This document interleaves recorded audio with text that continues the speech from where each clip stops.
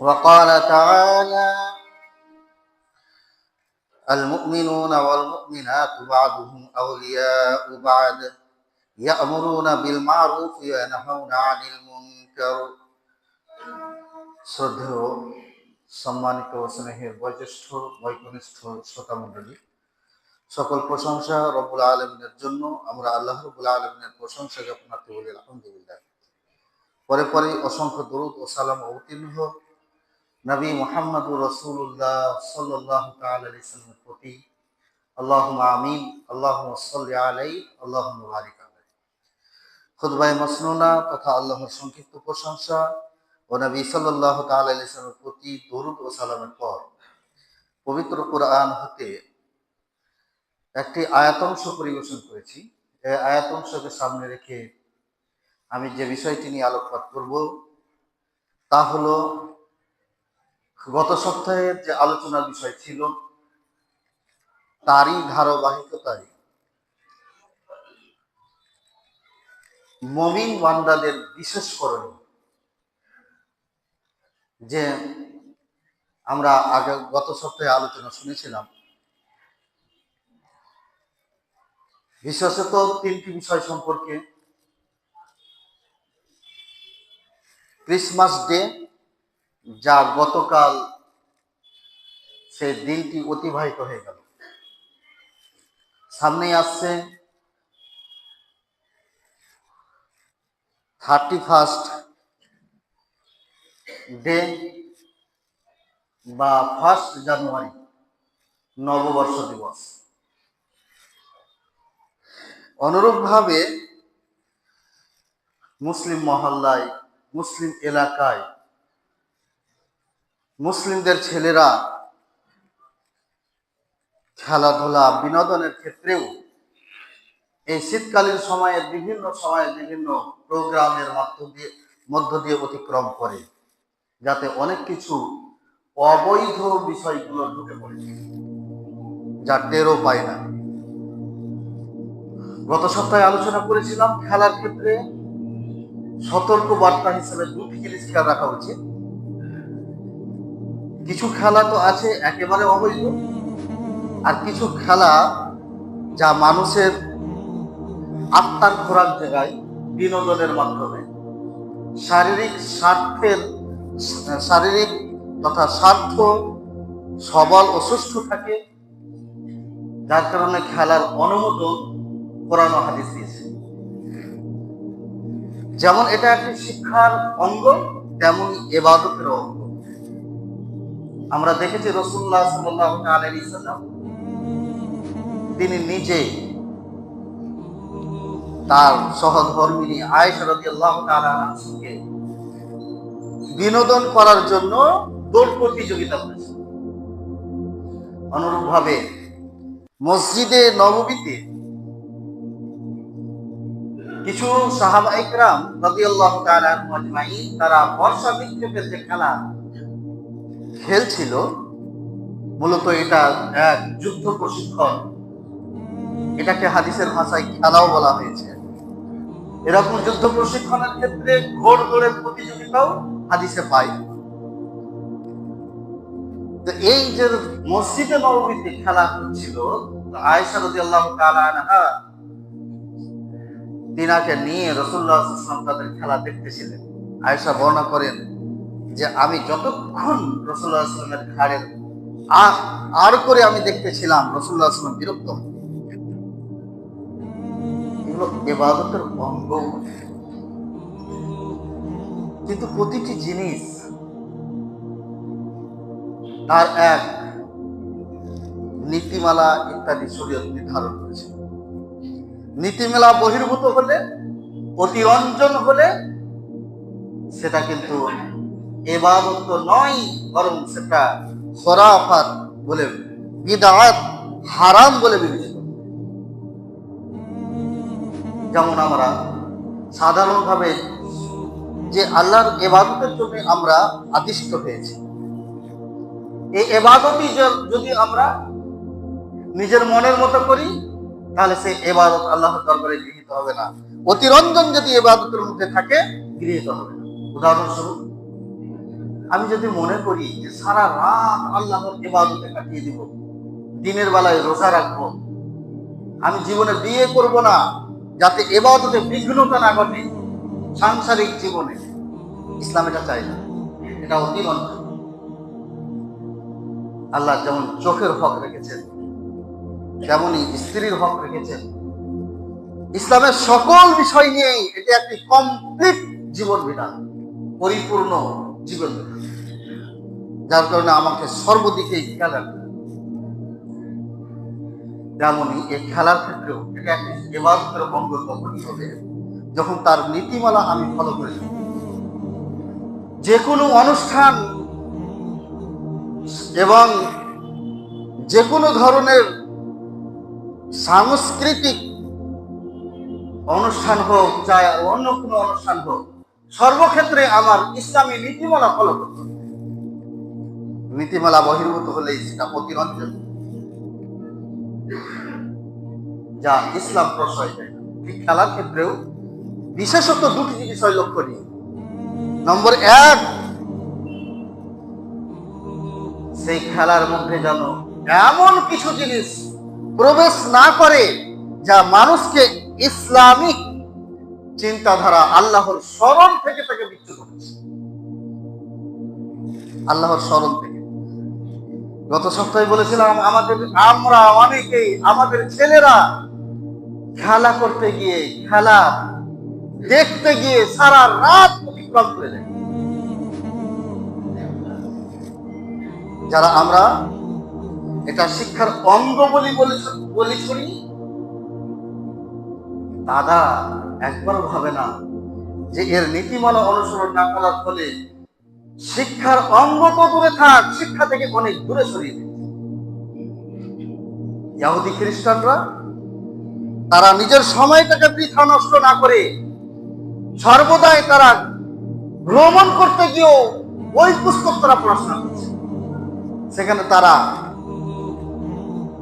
প্রযুক্তি একের পর এক আবিষ্কার করেছে, তাদের শিক্ষা ব্যবস্থা উচ্চে উপনীত হচ্ছে।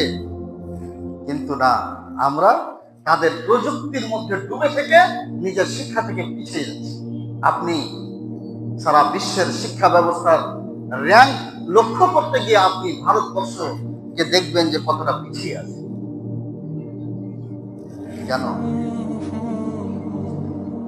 তো এমনটি যেন না হয় যে খেলাধুলা বিনোদন করতে গিয়ে আমি আমার ইবাদতকে নষ্ট করছি, আমার শিক্ষাকে নষ্ট করছি, এটা যেন না হয়।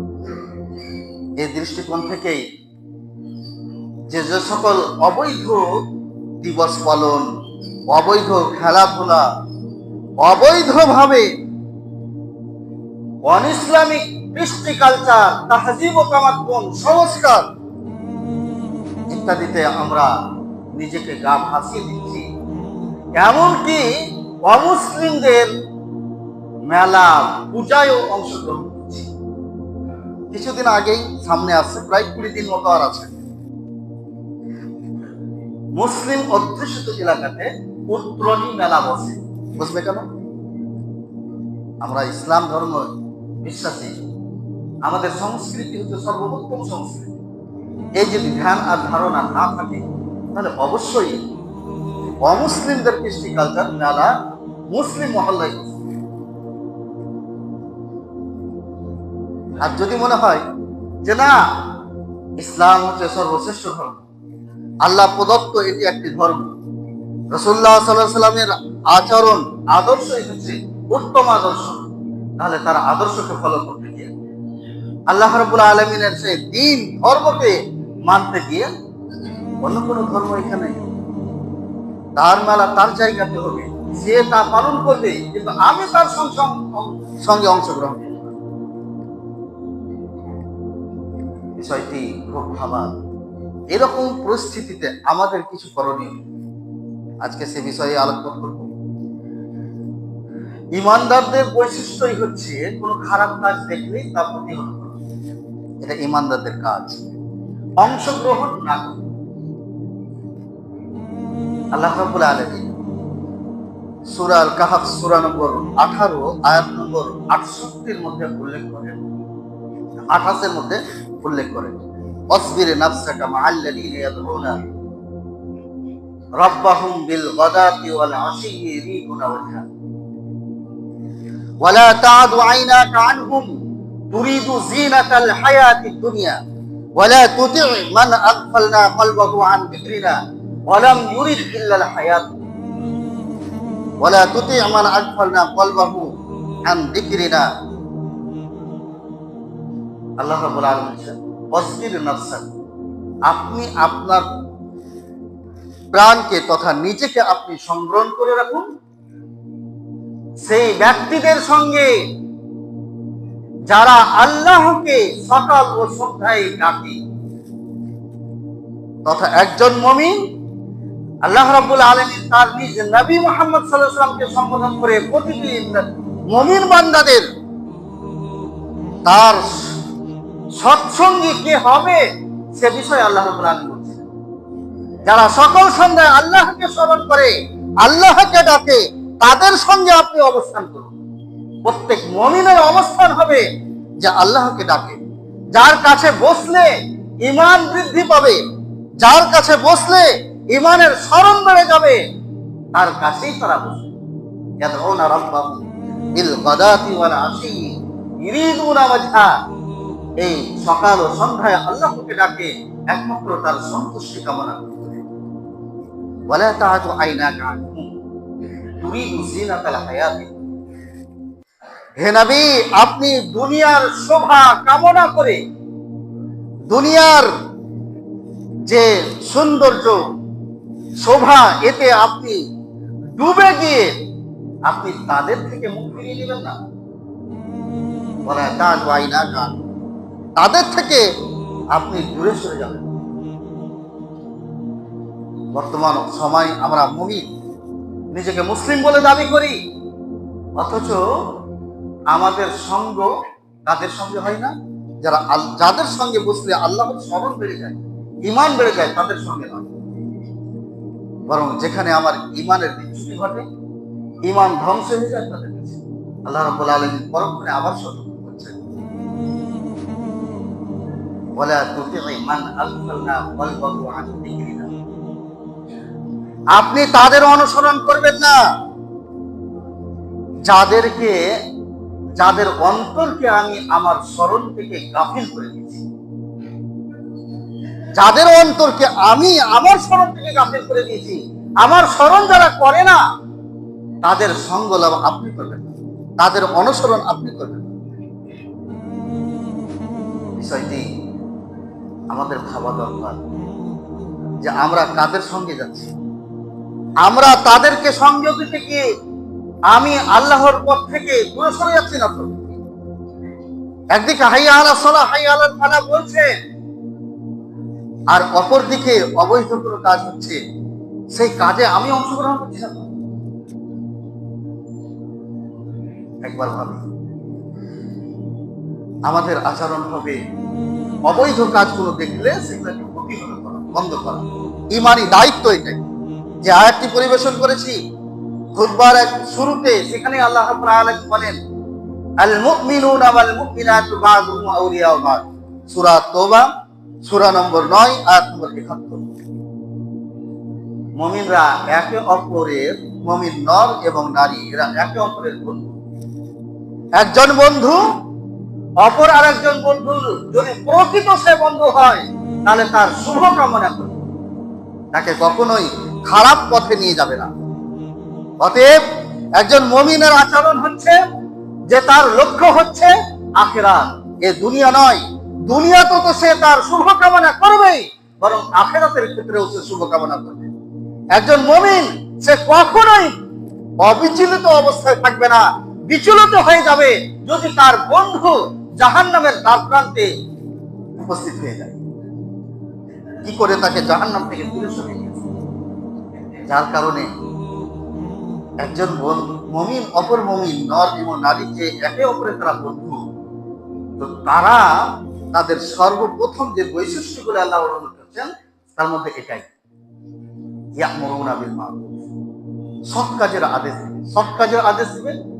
বন্ধু তুমি নামাজ পড়ছো না, নামাজ পড়ো। বন্ধু তুমি খারাপ কাজে, তুমি রোজা রাখছো না রোজা রাখো, যাকাত দাও না যাকাত দাও, মানুষের সঙ্গে তুমি সদ্ব্যবহার করো, এই আদেশগুলো সে দিতে থাকবে।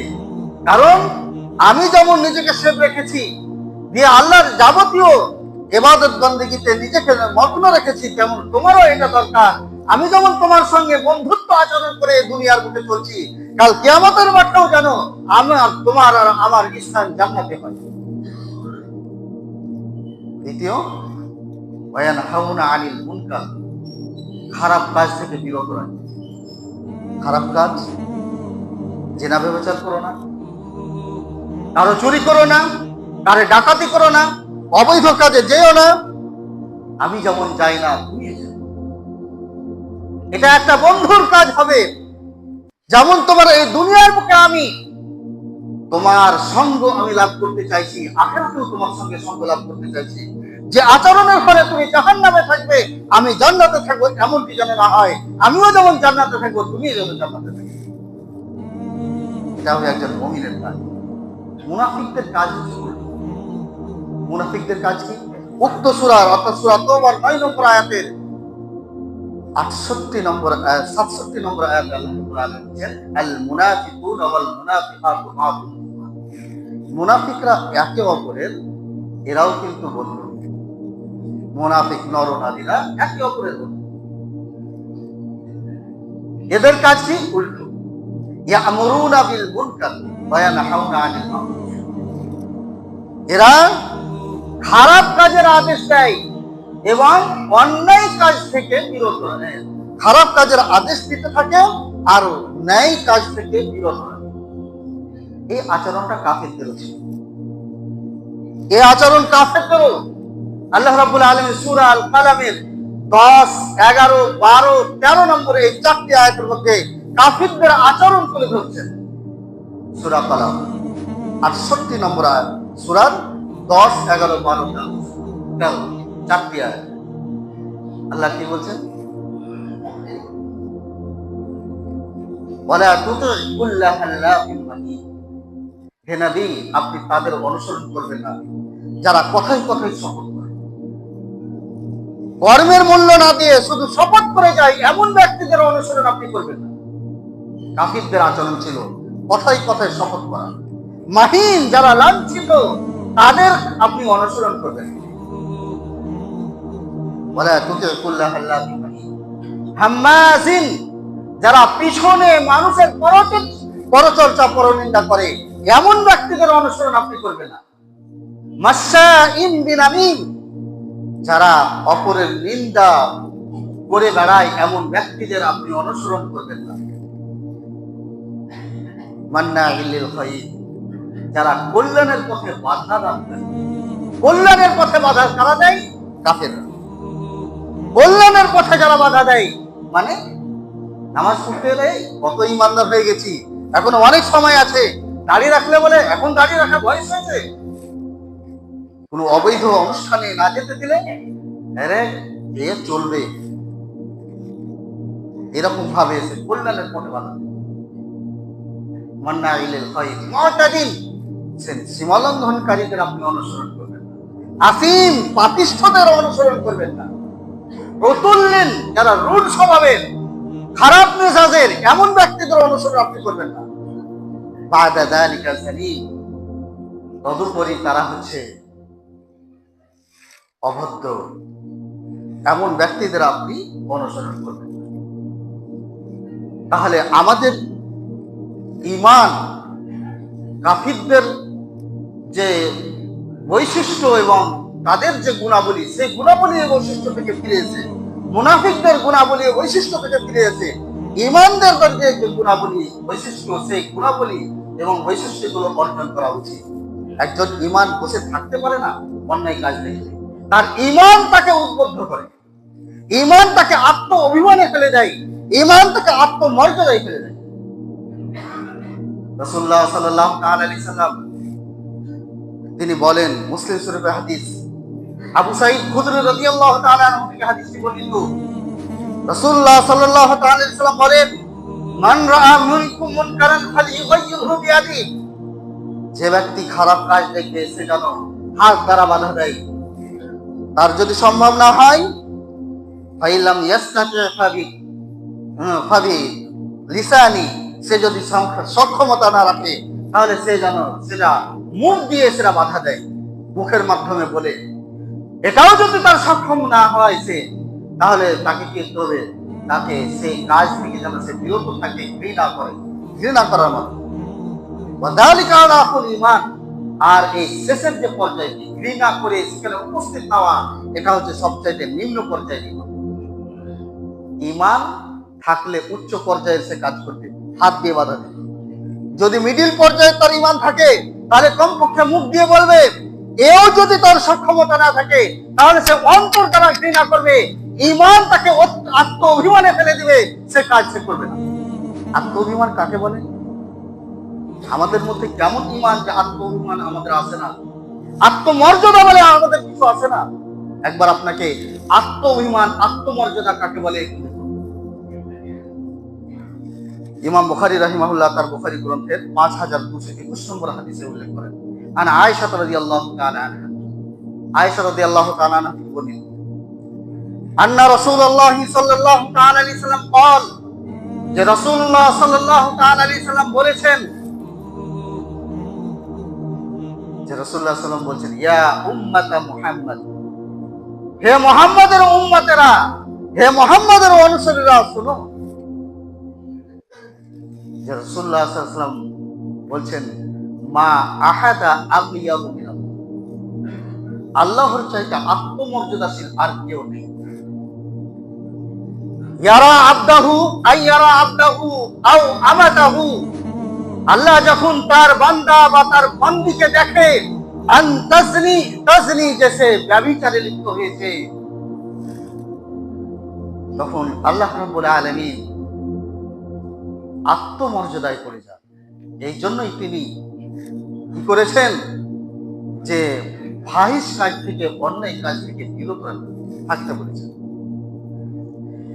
রাসূলুল্লাহ সাল্লাল্লাহু তাআলা আলাইহি সাল্লাম বলেছেন, ইয়া উম্মাতা মুহাম্মদ, হে উম্মতে মুহাম্মাদি, মুহাম্মাদের অনুসারীরা তোমরা শোনো। লাউ তা'লামুন, যদি তোমরা জানতে, মা আ'লামু, যা আমি জানি, তাহলে লা বাকাইতুম, তোমরা বেশি কাসীরান, তোমরা বেশি ক্রন্দন করতে, হাসতে কম। ক্রন্দন সবচেয়ে বেশি করতে, কাঁদতেই থাকতে।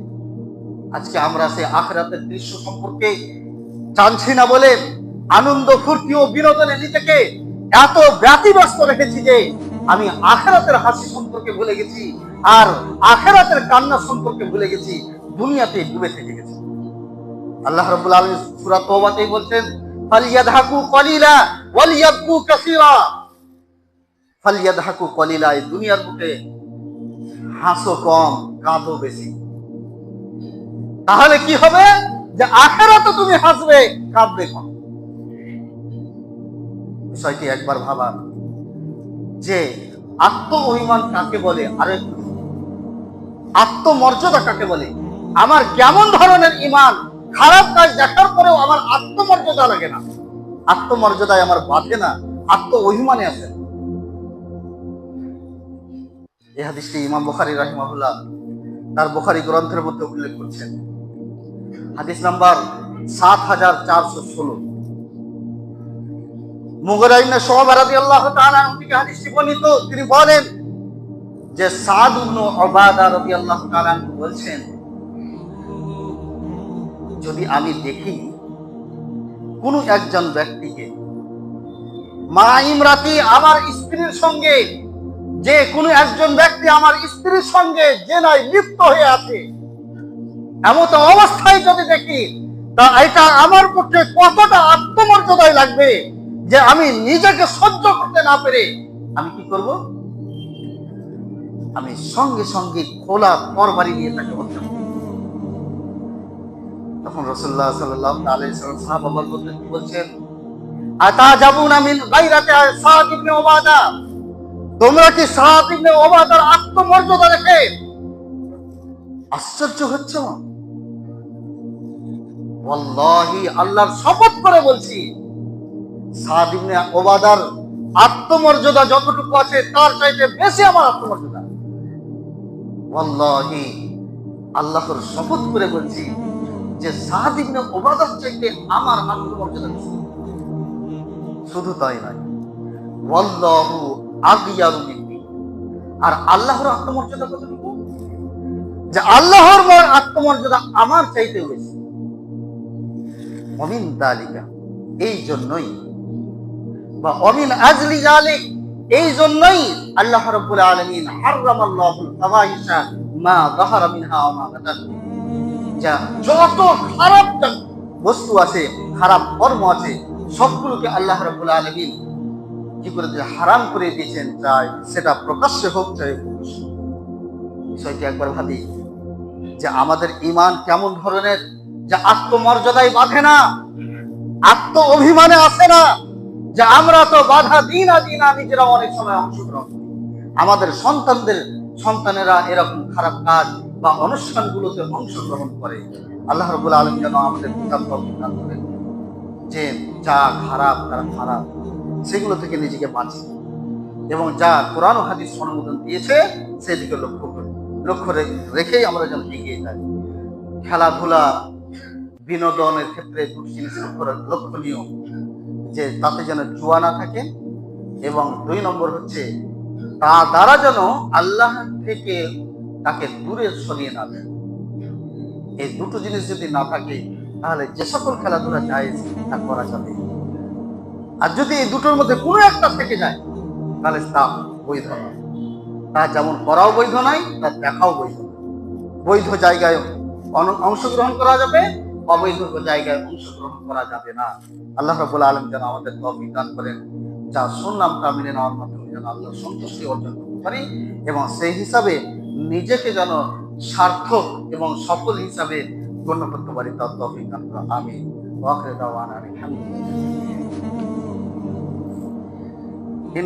ইন্নাল হামদুলিল্লাহি নাহমাদুহু ওয়া নুসাল্লি আলা রাসূলিল কারীম। ওয়া বা'দ, আউযু বিল্লাহি মিনাশ শাইতানির রাজীম। বিসমিল্লাহির রহমানির রহিম। ফাবাশশির ইবাদ আল্লাযীনা ইয়াসতামিউনাল কাওলা ফায়াত্তাবিউনা আহসানা। আল্লাহ বলেন, আমার বান্দাদের সুসংবাদ দিয়ে দাও যারা কথাগুলো খুব মনোযোগ সহকারে শুনে, যা উত্তম তার অনুসরণ করে। আজকের আলোচনায় কোরআন হাদিস থেকে যা আলোচিত হয়েছে তা গ্রহণ করার মাধ্যমে যেন আমরা আল্লাহর সুসংবাদ প্রাপ্ত বান্দা হতে পারি, তার তৌফিক দান করুন। আমিন। ওয়া আখিরু দাওয়ানা।